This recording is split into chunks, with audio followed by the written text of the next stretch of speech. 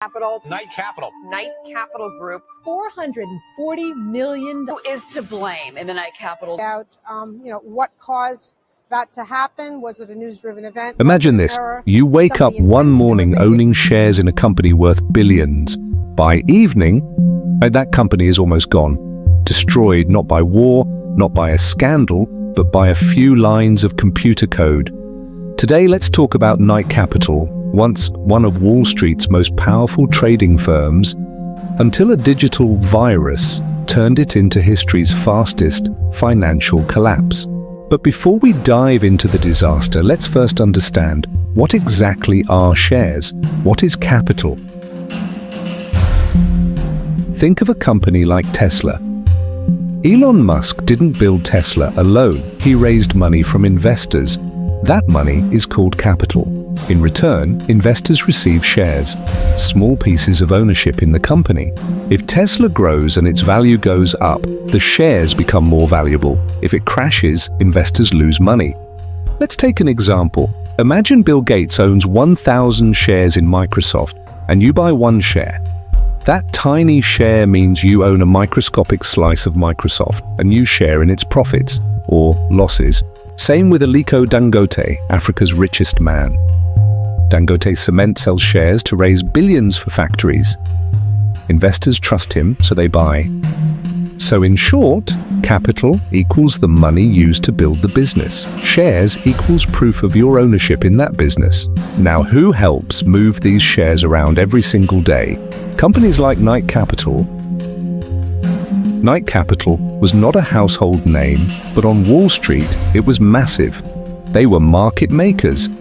That means if you wanted to buy Apple shares or sell Google shares, Knight Capital was often the company making the trade happen instantly. In 2012, they handled billions of dollars every single day.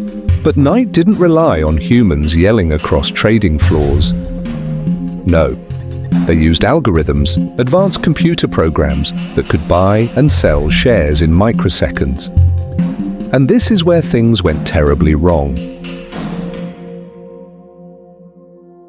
On August 1, 2012, Knight Capital rolled out new software for trading, but hidden inside was a bug, almost like a virus. Instead of buying and selling logically, the program went crazy. It started buying shares at high prices, then immediately selling them at low prices over and over. Thousands of trades every minute. Imagine if you walked into a shop, bought a phone for $1,000, then walked outside and sold it for $700, and did that thousands of times in an hour. That's what Knight Capital's software did. In 45 minutes, the company lost $440 million. To put that in perspective, that's more than the fortune of many billionaires in Africa. More than Tesla's entire revenue for some early years. All gone in less time than it takes to watch a football match. By the end of that day, Knight Capital was bankrupt on paper. Its share price collapsed by 75%. Investors fled. The company had to beg for emergency funding just to survive. Wall Street was stunned. If a giant like Knight could be killed by a computer virus, what about everyone else? And this wasn't just a business mistake, it was a warning.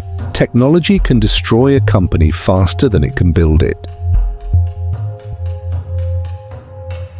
The Knight Capital disaster teaches us a few things. Technology is powerful, but dangerous. Just like a virus in our body, a bug in code can spread chaos instantly. Understanding capital and shares matters. When you buy a stock, you're not just gambling, you're trusting that the systems behind it are solid. Even the biggest giants can fall. If Knight Capital could collapse in 45 minutes, imagine how fragile the financial system really is. So next time you hear names like Elon Musk, Bill Gates, or Dangote, remember, behind every billionaire and every company, there's capital, there are shares, and there's risk. And sometimes, it takes only a few lines of code to turn billions into dust. The Knight Capital glitch. The day Wall Street learned that computers can bleed money faster than humans ever could. If you understood this, subscribe, leave a comment, like and share this video to a friend. God bless you.